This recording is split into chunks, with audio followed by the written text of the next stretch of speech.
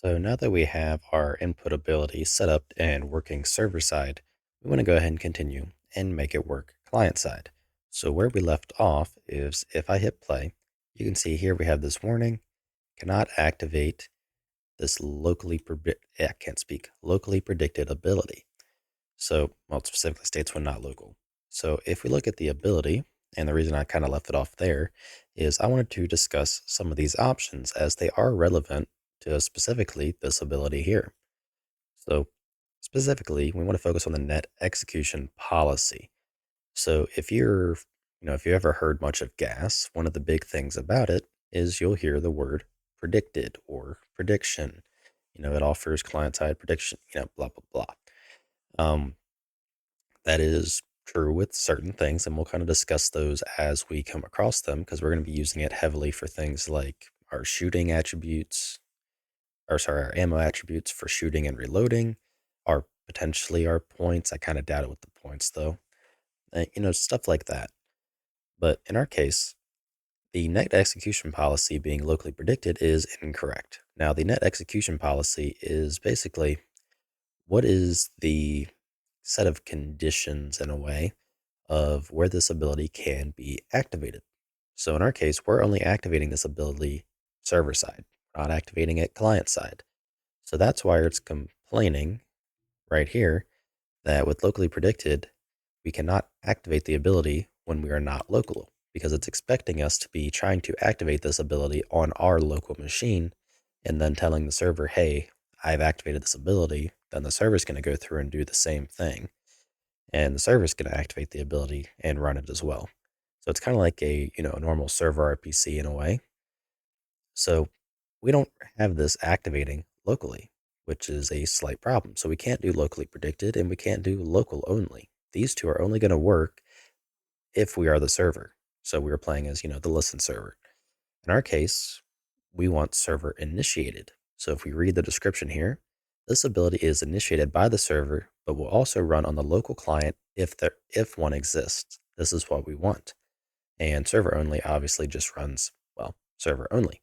So if we change it to server initiated, meaning the ability is activated on the server, let me scroll down. You can see we have activate ability, input ability, and activate ability, input ability again. So the ability is being activated twice, once on the server, once on the client.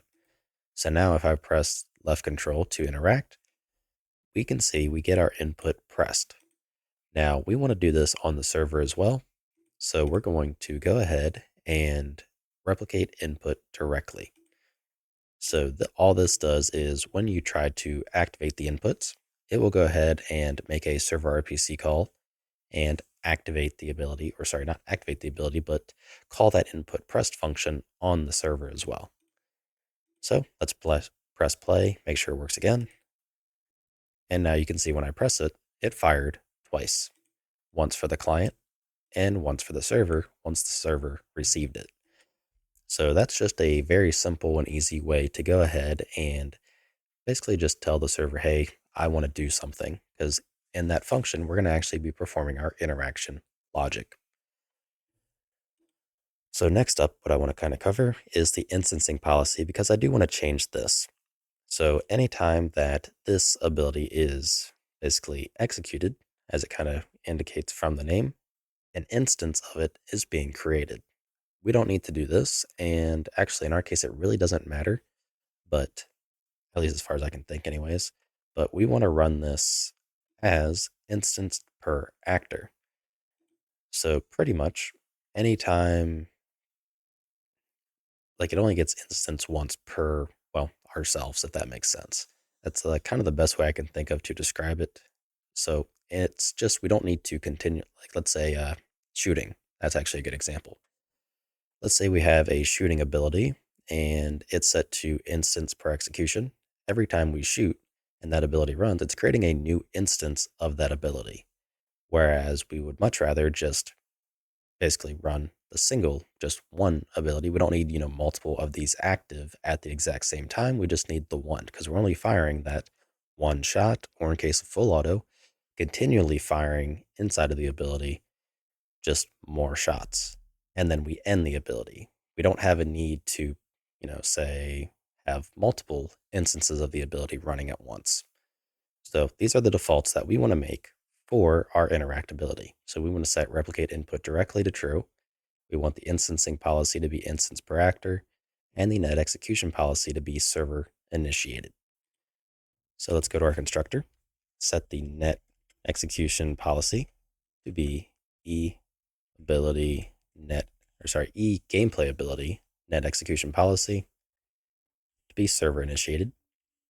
We want b replicate input directly to be true, and we want the net, or not the net, the instancing policy to be e gameplay ability instancing policy to be instanced per actor. And they actually give some examples over here. There is no longer going to be a non-instance version, which is basically a class default object of the ability. It's was the cheapest manner of doing so, but they have since deprecated this. So I don't know. I'm not sure exactly what issues they were having, but I never actually used a non-instance ability in the first place. Okay, so once we have those defaults set up, we are good to go, and we can start working on our actual gameplay tags set up, because I want to go ahead and get those to where we can have a place already created for them, and it'll just be much easier moving forwards with any new ability we make. We can just plug the input tag right up here after we made it and call it a day. So to do this, we're going to make it in our core module. So we're going to make a new Unreal class. It's just going to be an empty one. And I'm going to put it inside of data tags. And I'm going to name this one ability input tags. So that's going to be the name of our files. And once we have that, we can delete the class that it creates because we just don't need them. And then I want to check really quick in our build.cs. We need to actually add gameplay tags as a public dependency here. So gameplay tags like so. And we can actually remove our needs for slate as we are not using it. But basically this just lets us use gameplay tags inside of this module. So with that said, let's go ahead and include native gameplay tags.h. And we want to export these out. So we want to use our core module API, UE underscore declare gameplay tag extern. Then the first parameter is going to be, the only parameter is going to be the actual name of the tag. Now this is not going to be like, ability dot input dot something. This is going to be the name at which we reference this tag through C++. So for example, I like to start mine with a capital tag underscore ability underscore input, and let's do underscore interact. So I treated this as ability dot input dot interact. So now let's head over to our CPP, and we can go ahead and do UE underscore define gameplay tag. And here's where you have it. So you can kind of see we have the tag name and then the tag. Now the tag is what you kind of are able to see in the editor. So tag ability interact, and let's give the tag name tag ability dot input dot interact. And go ahead, close down the editor, recompile, and relaunch. Okay, and once we are back inside of the editor, if we head over to our DA ability inputs, we can go to our input tag and now see we have a ability input interact. So it created the tag for us that we can use right here inside the editor as well as C++ a lot easier. So we're going to go ahead and set that. We just wanted to make sure that that was good to go. And in our interactability, we want to set the input tag. So the input tag is going to be tag underscore ability underscore input underscore interact, which means we need to include the file we just made. So data tags ability input tags.h. So I'm going to go ahead and one more time, close down the editor and relaunch. I should have did this first. Okay, and once we are back in the editor, let's head back to our ability and reset the input tag to the default, which is ability.input.interact.